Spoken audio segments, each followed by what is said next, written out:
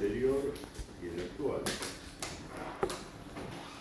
Ustedes no se pueden quejar de que su profesor no les da ya el pan comido, masticado, porque le subí al campus un trabajo sobre los fallos de la Corte Suprema. ¿Lo vieron? Bueno.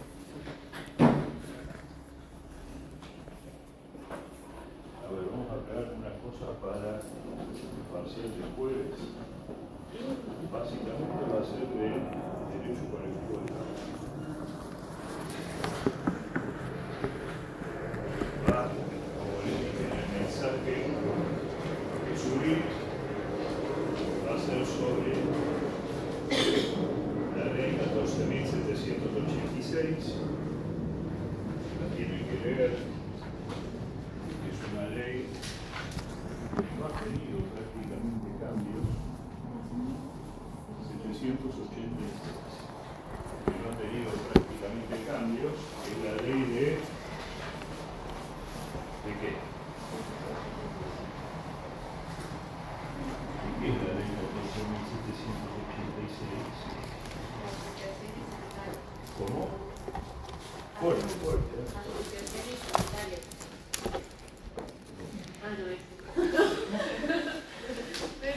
Venimos bien, ¿eh? Después voy a reír yo. Después me voy a reír yo. ¿De conciliación? El que río último río.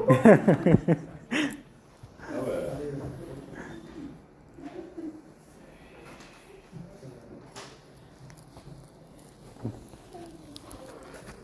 Sobre la ley 14.786 les agrego algo para leer. ¿Se acuerdan que habíamos hablado que los fallos plenarios fijan una directiva legal, tiene una parte resolutiva que establece cuál es la regla aplicable? Es muy importante saber leer la parte resolutiva de un fallo plenario para no hacerle decir al fallo más de lo que dice ni menos. Además del trabajo que les envié sobre los fallos de la Corte Suprema, que es muy completo, tienen que conseguir, porque esto puede ser materia de examen,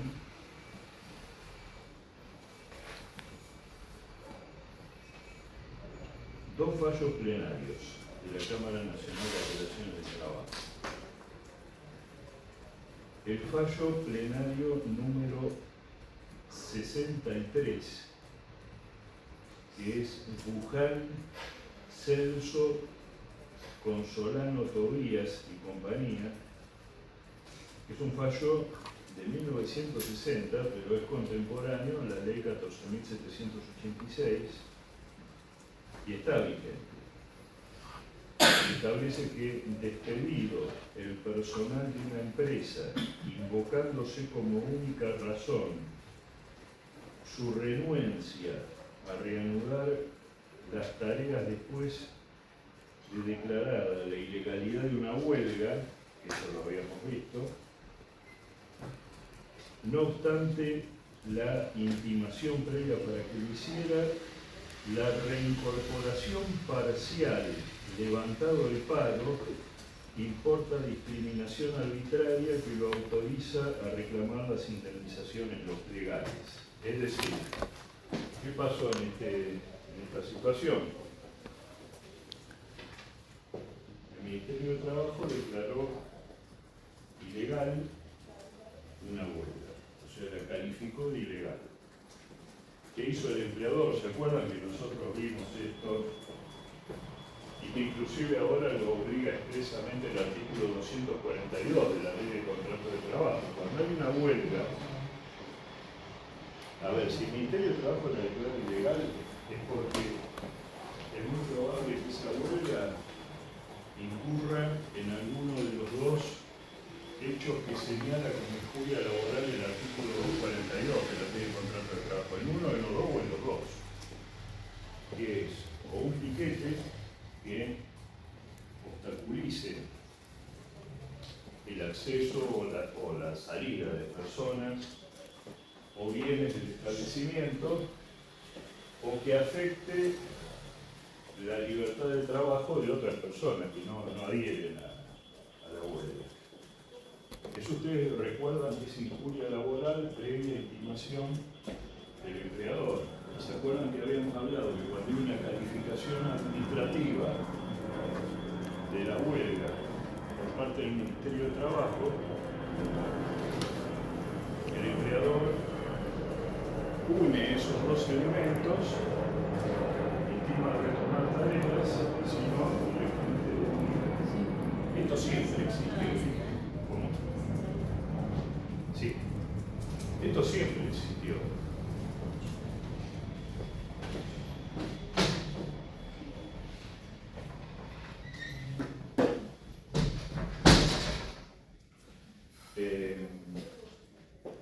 Una consulta, Sí, ¿tiene que claro. sí o sí el Ministerio de Trabajo decidir que es ilegal?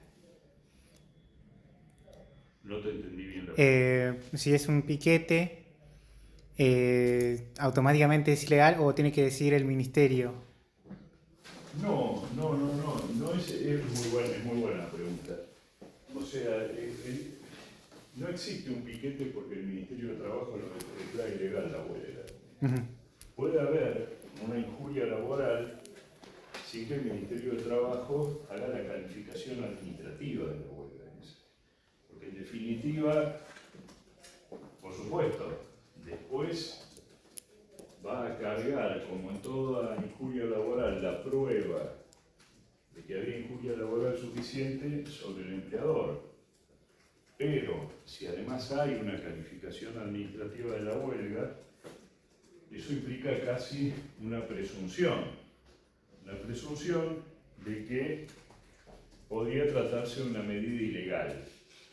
Después yo les comenté que de todas maneras el juez es soberano, él puede considerar que en determinados casos, individualmente tomados en consideración, el despido es injustificado. O, por ejemplo, supongan esto. Vamos a suponer que existen uno o los dos supuestos que menciona el artículo 242 de la Ley de Contrato de Trabajo. ¿Sí? Ustedes saben que en toda medida de fuerza, en toda huelga, hay trabajadores que tienen una actitud por allí, vamos a decirlo, más combativa o más y que pueden, digamos, tomar participación directa, por ejemplo, en uno de estos hechos, y hay otros trabajadores que adhieren a la medida de fuerza, pero lo están mirando por televisión, digamos, por la duda. Entonces, claro, en esos casos, supongamos que el empleador dice: yo los echo a todos los que adhirieron a la huelga. ¿Por qué? Porque el Ministerio de Trabajo dijo que es una huelga ilegal. Muchas veces ocurre que como parte porque ustedes saben que esto es así, es decir, la huelga es una cara de la moneda y la negociación colectiva es la otra.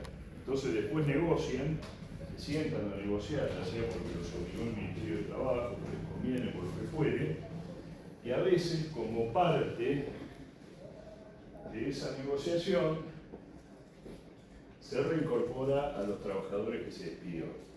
A veces. Eso pasó en el caso Wuhan.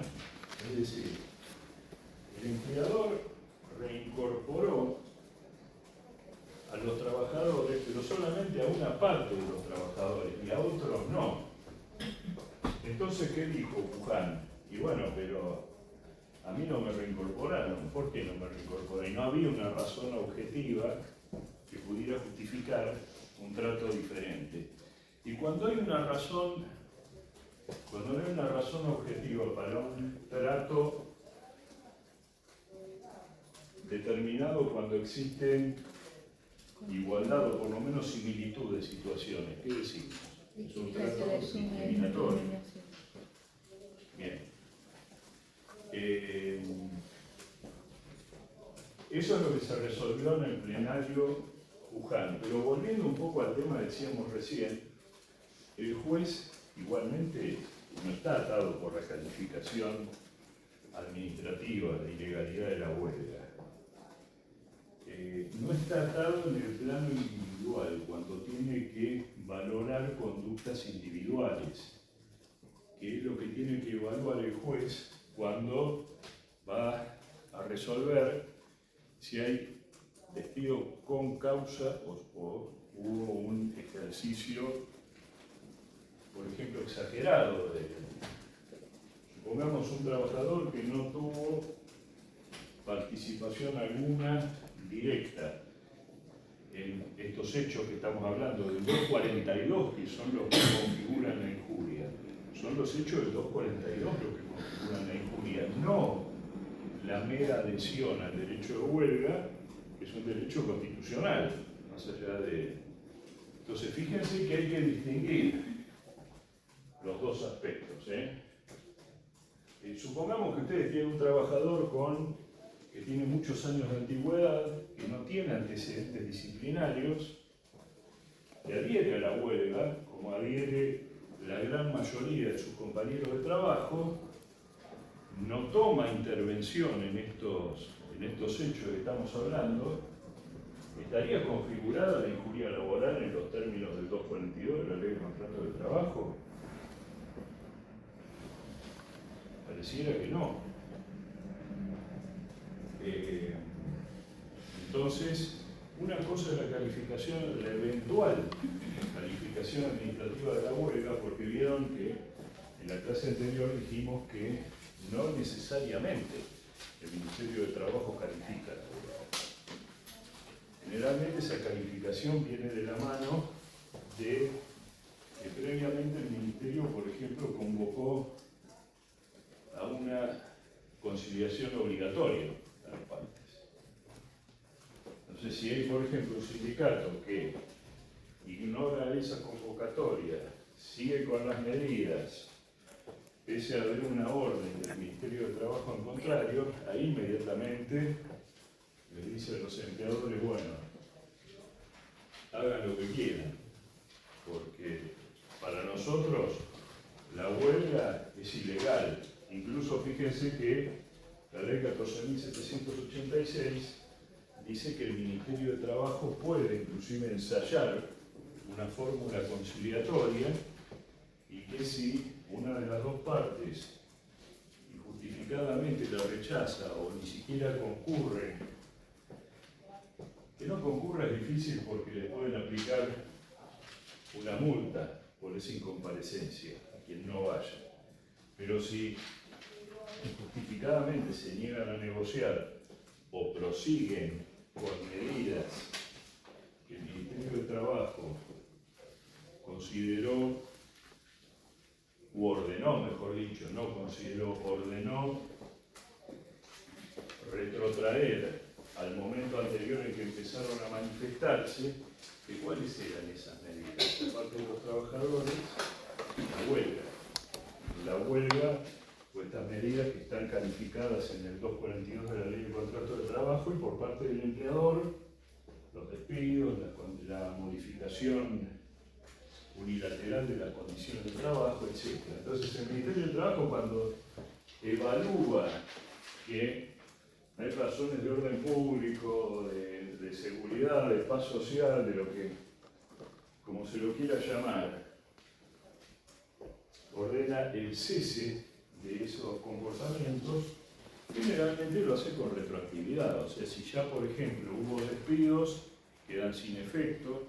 Si el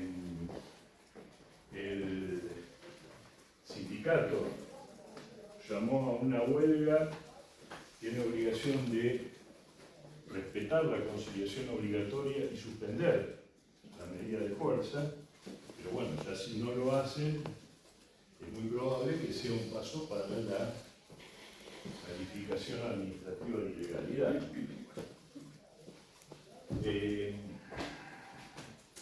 Bueno, ese es uno de los plenarios. El otro es el fallo plenario número 93, Navarro, Ángel y otros con Cervecería y Maltería Quilmes, fallo plenario número 93 de 1963. Dice, para que los jueces consideren arbitrario el despido originado por una huelga, la legalidad de esta debe ser expresamente declarada en sede judicial. Es decir, no alcanza con la calificación administrativa y, lógicamente, la calificación en sede judicial, aunque no lo diga el plenario, va a tener efectos no solamente respecto del caso que se está juzgando, sino de otros casos que lleguen a la justicia como consecuencia del mismo hecho. No puede ser tampoco que se imagina que un tribunal declare la ilegalidad de una huelga y el mismo tribunal u otro que compone la misma Cámara falle algo distinto. Porque ahí, bueno, por eso inclusive esto tiene mucha fuerza, porque es un fallo plenario. El fallo plenario vimos que tiene poder de vinculante para todos los juzgados nacionales de trabajo. Bueno, decía, debe ser expresamente declarada en sede judicial, haya o no declaración administrativa al respecto. En el primer caso, solo podrá prescindirse de tal declaración, cuidado con esto, de tal declaración cuando la misma adolezca de error grave o irrazonabilidad manifiesta. ¿Se acuerdan que lo habíamos visto también en una clase anterior? El juez, el órgano judicial, no está obligado por la decisión, por la calificación administrativa. Si la calificación administrativa es arbitraria o irrazonable, el juez no está atado.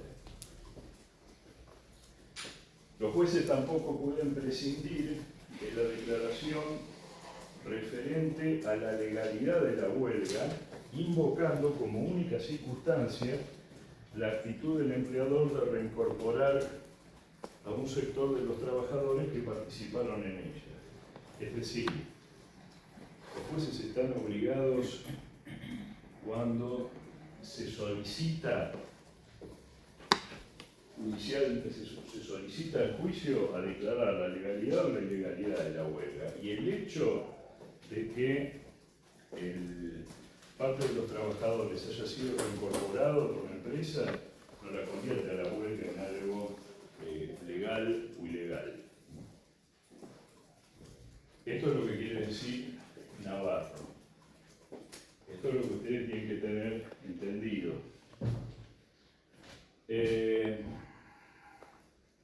Vamos al tema de hoy.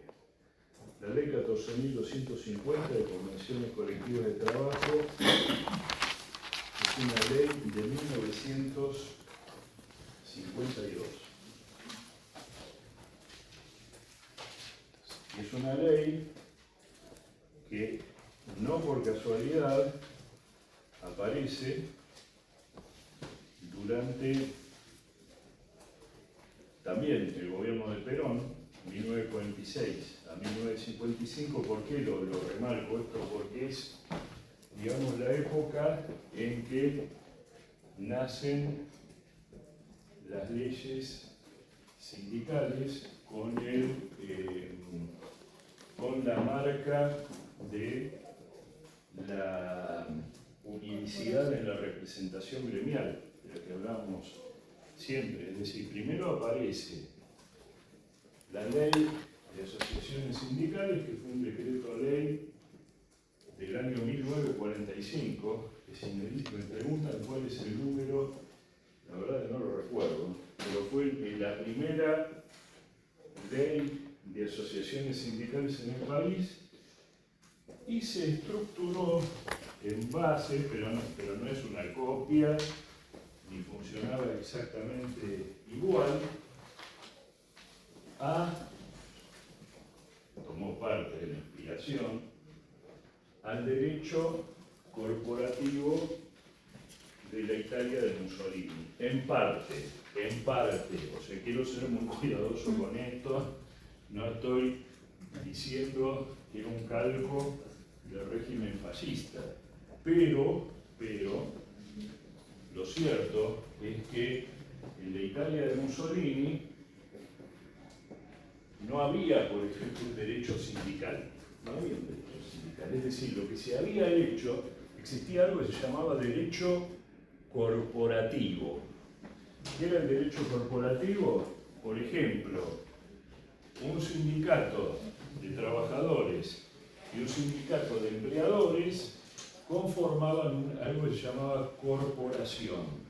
Entonces la corporación tenía que establecer cuáles eran las condiciones de trabajo y había un sindicato que representaba a todos los miembros de esa corporación, empleadores y trabajadores, y que generalmente correspondían a una determinada actividad económica. Y esa corporación no era un sindicato con personería gremial, como después lo adopta el régimen argentino, que negocia con una contraparte, que son los empleadores, sino que en Italia, como era una corporación, persona de derecho público, se decía que se habían suprimido los intereses contradictorios entre las dos clases, ¿no? Trabajadores y empleadores. Esa corporación, en el derecho italiano, era un sujeto del derecho público. Acá no, acá en lo que toma como inspiración de ese modelo de régimen sindical argentino y que se puede aproximar en algo es en cuanto a la unicidad de personería gremial del sindicato de los trabajadores. ¿Por qué? Porque es la que obligatoriamente es el único representante de los trabajadores. ¿Tiene algún olor, alguna reminiscencia? Pero que conste que yo no estoy diciendo que es un calco o es lo mismo que la Italia de Mussolini. No, yo no estoy diciendo por la duda, sé que quede bien aclarado. Bueno. Sin embargo, después, y esto yo les voy a recomendar que lo lean este libro, lo pueden conseguir, es más, por menos de lo que sale un café, mira lo que estoy diciendo.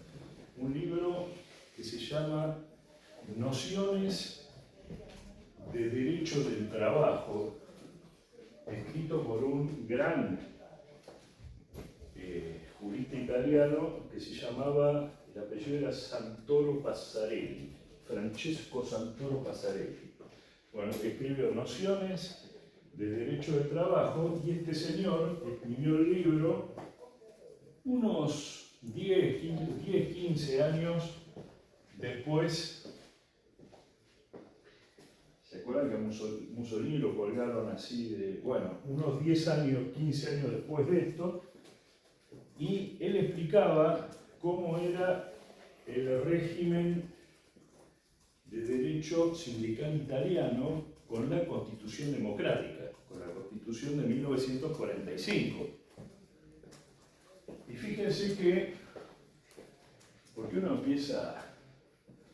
se empiezan a mezclar las cosas, empieza a cruzar los hechos históricos, y este buen hombre que explica todo esto que les dije de las corporaciones, del derecho público en Italia y demás, dice: ahora no, ahora con la Constitución nuestra dice que la organización sindical es libre y democrática.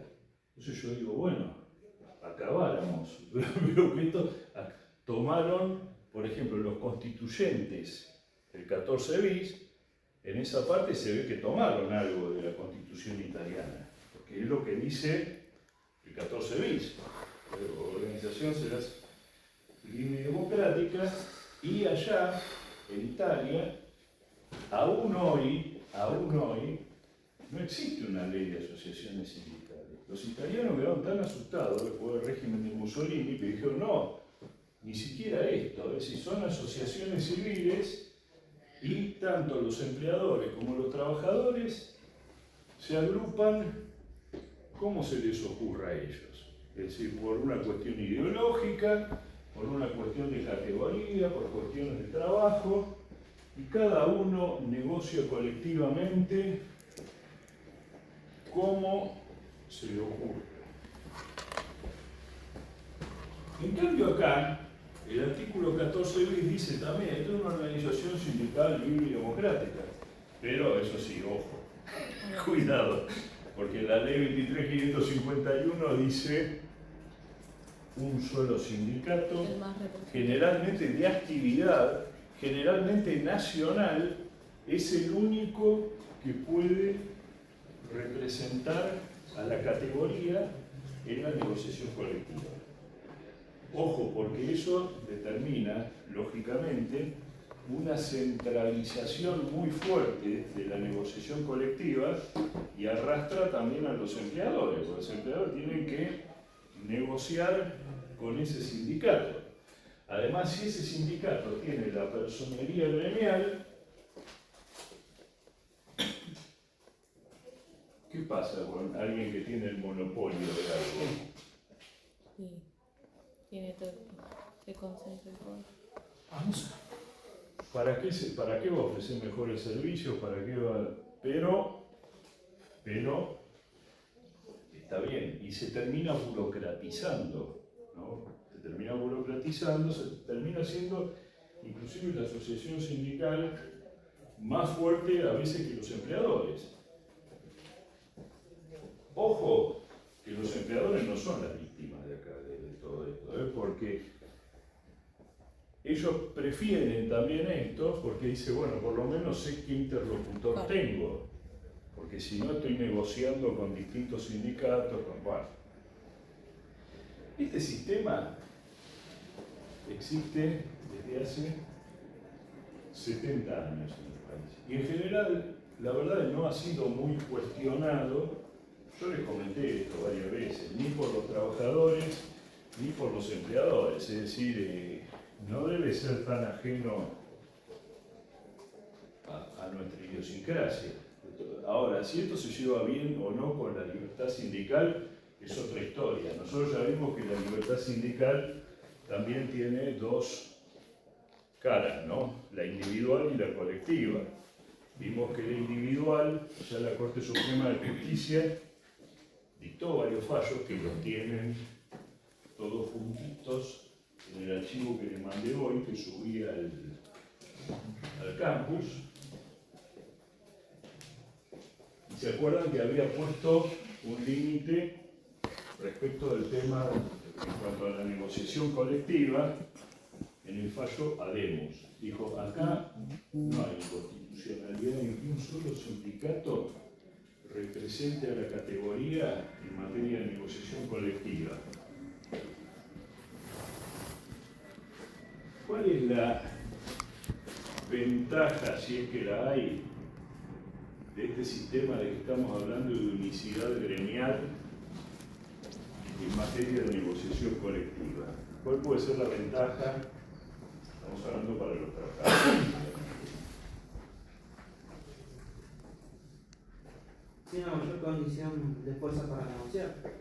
Bien.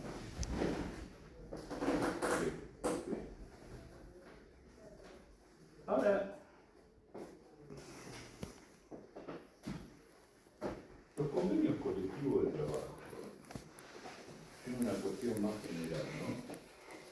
¿Cuál es la finalidad de un convenio colectivo de trabajo? Está bien, uno puede decir, sí, mejorar las condiciones de vida de los trabajadores, sí, eso es una cuestión, pero digo desde lo estrictamente económico. Hemos modelado la poesía. ¿Cuál es la finalidad? Es regular estimular la competencia entre los trabajadores y los empleadores, o sea, para que se pongan todos de acuerdo y digan, este es el precio del trabajo, este es el precio mínimo. Ojo, porque después los empleadores pueden pagar más.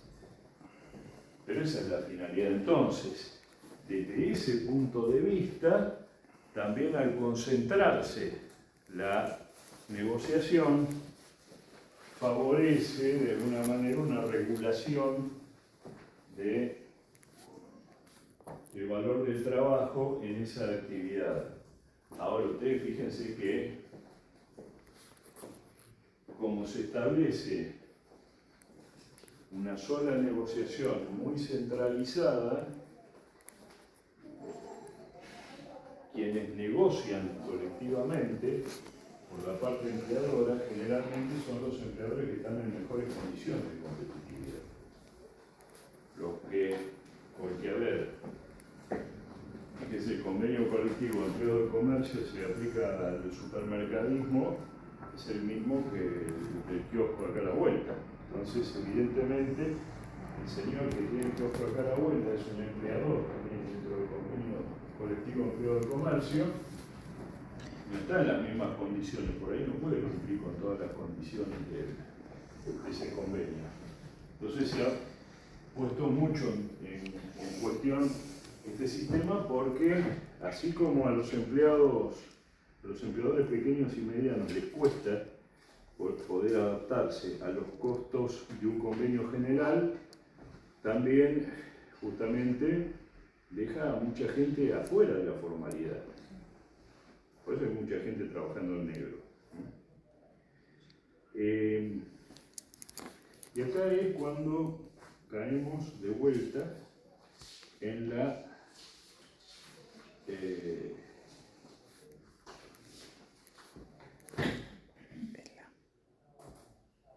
ley de convenciones colectivas de trabajo, la ley 14.250. Yo voy a hacer una referencia muy breve. La recomendación es que vean los dos textos, es decir, ustedes en Infolec van a encontrar un texto de la ley 14.250. Ustedes saben esto, todos conocen Infolec. Todos conocen Infolec. Bueno, vieron que a veces aparece un texto que dice texto completo, texto actualizado. Bueno, en el caso de la ley 14.250, además van a encontrar que arriba, es decir, en la parte superior, dice ley 14.250, texto ordenado, decreto 1135/2024. Lo imprimen. Son 20 artículos, no hay mucha. Bueno, no implica ni un gran esfuerzo, bueno, son 20 artículos. Y después van a donde dice texto actualizado y hacen lo propio, también lo imprimen. Entonces ahí tienen el texto anterior y el nuevo. Nosotros dijimos que la ley 23.551 de asociaciones sindicales es la primera ley del derecho colectivo que aparece históricamente y después apareció la ley 14.250. Ustedes saben que en nuestro país siempre están los bandazos, ¿no? Políticamente, el primero de un lado, después del otro, bueno. A fines de la década del 90 hubo un intento de modificación de la ley 14.250 que permitió, o quiso permitir, que se empezaran a dar más posibilidades de negociación colectiva a nivel empresa. Es decir, no de actividad, sino de empresa. Que por supuesto iba de la mano de una serie de leyes laborales de la llamada flexibilización laboral o de regulación o como lo quieran llamar. Esa ley duró muy poco tiempo, duró 2 o 3 años.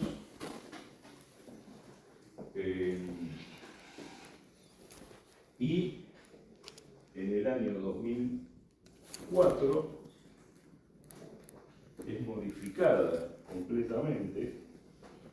través de una ley que se llama, que fue la ley 25.877, que volvió al derecho laboral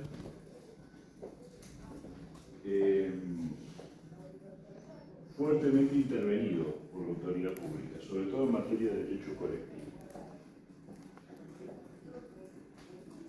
Se volvió, por ejemplo, a priorizar la centralización de la negociación colectiva y, por ejemplo, que los convenios colectivos de trabajo de ámbito menor, ¿qué quiere decir? ¿Qué es un ámbito?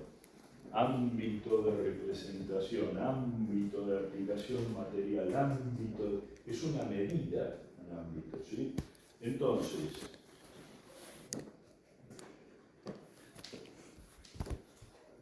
se habla de unidades de negociación de ámbito mayor y de ámbito menor. La ley 23.551 de asociaciones sindicales, básicamente lo que a nosotros nos interesa en esta materia, ustedes van a encontrar tres tipos de asociaciones sindicales. Las asociaciones sindicales de actividad, vimos algunos ejemplos, metalúrgico, comercio, etc. Las asociaciones sindicales de oficio o profesión, por ejemplo, los viajantes de comercio, los supervisores metalúrgicos. Los supervisores metalúrgicos se desgajaron del sindicato de obreros metalúrgicos en general. Y algún sindicato de empresa que le han hecho el favor de aceptarlo dentro de la ley 23.551 como para decir, bueno, vieron que hay organización sindical libre y democrática, porque hay asociaciones sindicales simplemente inscritas y hay también estos sindicatos de empresas, bueno, que son contados. Yo creo que no alcanzan los dedos de una mano para contar esos sindicatos, pero a raíz de los problemas económicos también que genera la centralización en la negociación colectiva, se ha intentado, como les decía, a fines de la década del 90 primero y ahora, actualmente, tratar de descentralizar un poco esa negociación. ¿Cómo se ha hecho? Bueno, en este caso, a través de la modificación de la ley 14.250 por la ley 27.802, por la reciente ley de modernización laboral.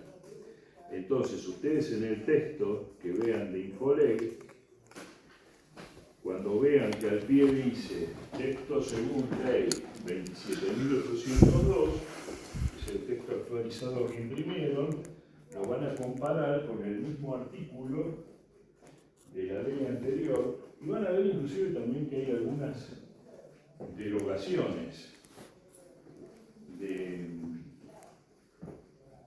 la ley anterior. Por ejemplo, una cosa que es interesante. La ley anterior permitía que si, por ejemplo, las partes habían negociado un convenio colectivo de trabajo que era aplicable en un determinado territorio, si era un convenio muy importante, por el consentimiento de las partes de ese convenio, el Ministerio de Trabajo, por una resolución ministerial, podía extender la aplicación del convenio a un territorio donde no era aplicable todavía. Bueno, la ley 27.802 derogó esa regla legal, no rige más. Porque también es medio raro, ¿no? Que sí, un acuerdo de partes pueda ser extendido a... Pero bueno, por un acto administrativo.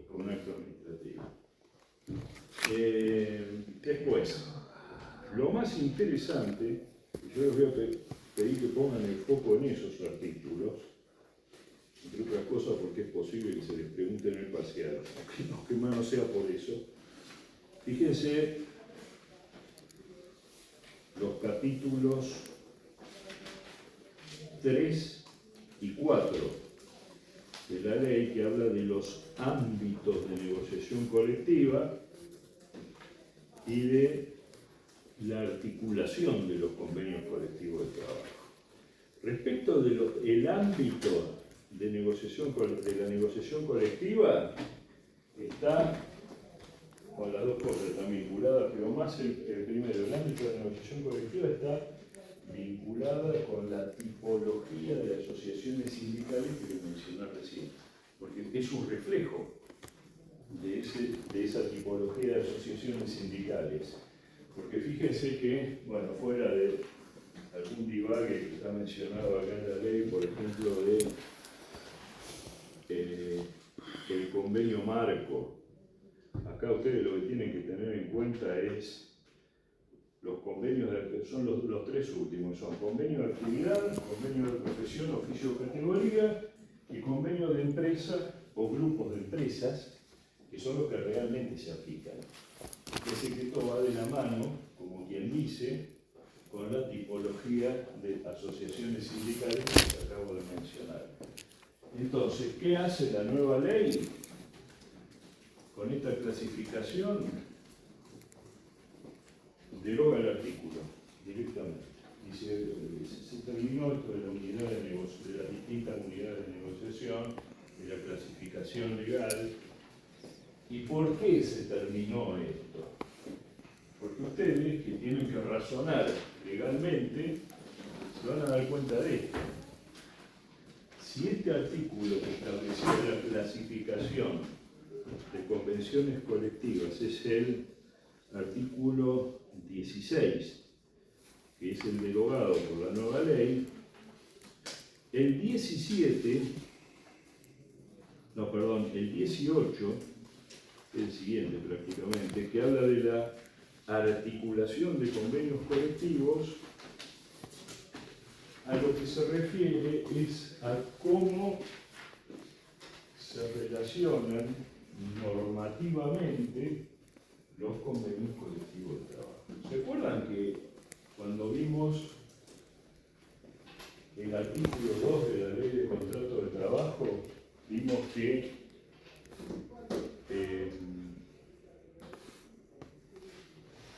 qué tipo de relación normativa, que yo les preguntaba y nunca les salía a ustedes la palabra, bueno, hasta que alguien dijo, bueno, incompatibilidad. ¿Cuál es la relación normativa entre la Ley de Contrato de Trabajo y los estatutos profesionales? Bueno, acá el 18 de la Ley 14.250 le habla de articulación de convenios colectivos de trabajo. Cómo se relacionan los convenios colectivos de trabajo que son el resultado de distintas unidades de negociación colectiva. Negociación por actividad, lo vimos recién, negociación de profesión o categoría y negociación de empresa. Cuando ustedes comparen el artículo 18 de la Ley de Convenciones Colectivas de Trabajo con el anterior, se van a dar cuenta que el artículo anterior prácticamente obligaba al convenio de empresa a sujetarse en todo y a remitirse en todo al convenio de mayor ámbito de aplicación, el convenio de actividad. El artículo 18 actual lo que hace, dice de alguna manera, dice no, se invierte totalmente el criterio. Es decir, el convenio de ámbito menor va a ser el que va a determinar cuáles son sus propios contenidos. Y dentro de ese ámbito de representación de empresa, lo que va a prevalecer es la capacidad que tienen las partes, es decir, la empresa y el sindicato, no los trabajadores obviamente individualmente considerados, sino el sindicato, que va a poder ser no solamente un sindicato de actividad, que son los que ya están formados, sino que inclusive, y acá viene una modificación que se hace al artículo, esto anótenlo, al artículo, porque es fundamental, al artículo 29 de la ley 23.551, lean la ley 23.551 del IPOLEG, el texto actualizado del artículo 29, que dice justamente de qué manera y cómo se va a determinar la personería gremial, que no se modifica el sistema, sigue siendo de unicidad de personería gremial, pero en el ámbito de la empresa. ¿Cuáles son las condiciones que un sindicato de empresa tiene que reunir para poder desplazar la personería gremial del sindicato de actividad en ese ámbito, en el ámbito de la empresa? Leando esto, si pueden conseguir, y hagan lo mismo, ustedes lean los artículos. Les voy a pedir que lean solamente de la ley 23.551 los artículos 28 y 29, tanto de la ley anterior como la actual, así como van a hacer este ejercicio con la ley de convenciones colectivas de trabajo, hacen lo mismo con los artículos 28 y 29 de la ley 23.551, porque ese es el procedimiento y esas son las reglas que determinan cómo nace la criatura. Es el sindicato con personería gremial. Ese sería, digamos, el tema que tienen que analizar y que lo tienen que relacionar, lógicamente, con los artículos, dijimos, 16 a 18. Sí, yo diría un poco más, ¿no? Seamos tampoco tacaños. 18 a 19 de la ley, o sea, lo que habla de articulación de convenios colectivos de trabajo. Sí, sí. Y esto también, por supuesto, fíjense que no cambia técnicamente el sistema. Sigue siendo de unicidad de personería gremial. Pero,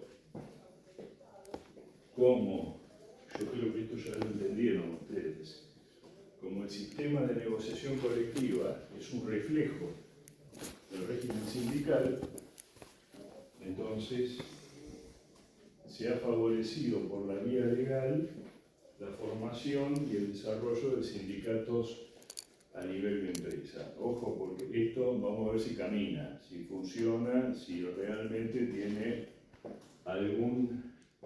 se traduce en la realidad en alguna modificación del sistema de negociación colectiva. Yo lo dudo, pero puede ser, hay que ver. Y hay que ser cuidadoso también porque, lógicamente, quienes pueden estar interesados en que se formen esos sindicatos, y ahí sí podría haber un conflicto de intereses, son también los empleadores. Entonces es un tema interesante, ¿no? para verlo. O sea, las reglas han sido modificadas. Ahora vamos a ver cómo se aplican en la práctica. Y mientras vamos viendo esto, hayan pasado una hoja con los nombres, apellidos, porque me olvidé de vuelta la lista. El jueves tenemos el parcial. Sí. Estén atentos al campus. Me hacen las preguntas que me quieran hacer por ahí. Posiblemente el jueves, todo es posible, aparezca alguno de los ayudantes de la comisión para empezar a tomarles el parcial.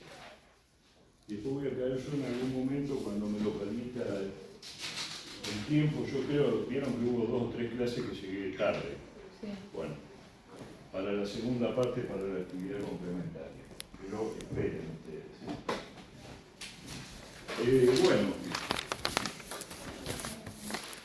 nos vemos después. ¿Alguna pregunta?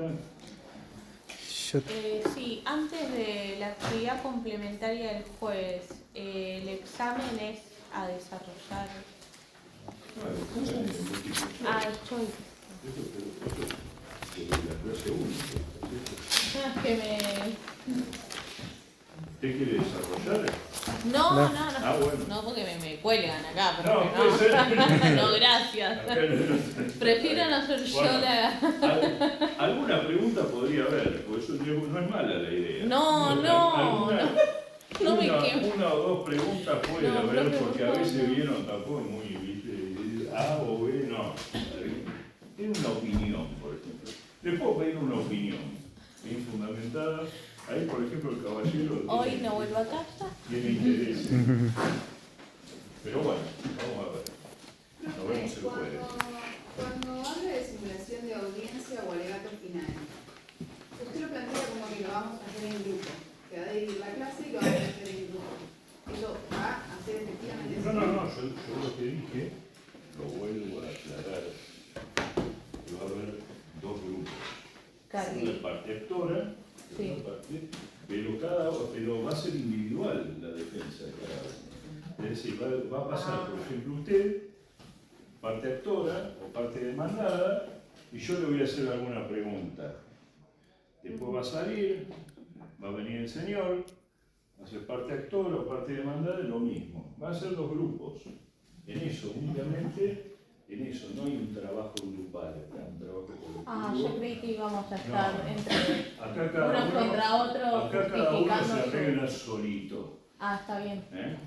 No es, por ejemplo, porque generalmente yo lo que he notado en los grupos es que uno trabaja y los demás observan atentamente. Entonces, como no es así, tampoco como van a ejercer la profesión, me parece que la evaluación individual es más.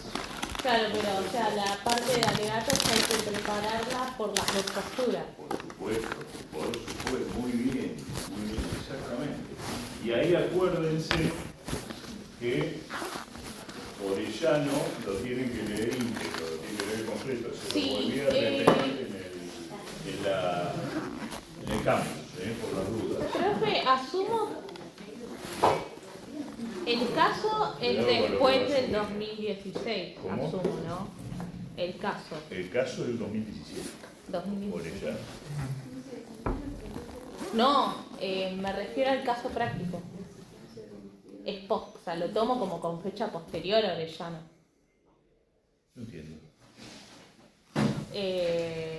¿Cuál es la pregunta? ¿Cuál es la pregunta? Espera.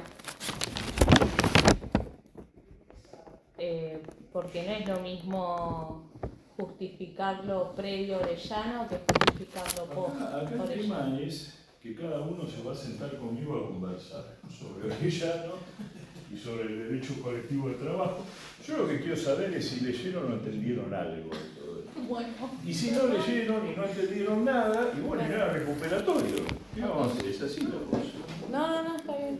Profe, también Sí. cuando da la tarea de encauzar la prueba, diseñar la estrategia probatoria para demostrar o objetar la existencia de un despido de índole persecutorio o discriminatorio por razones de miedo. Exactamente.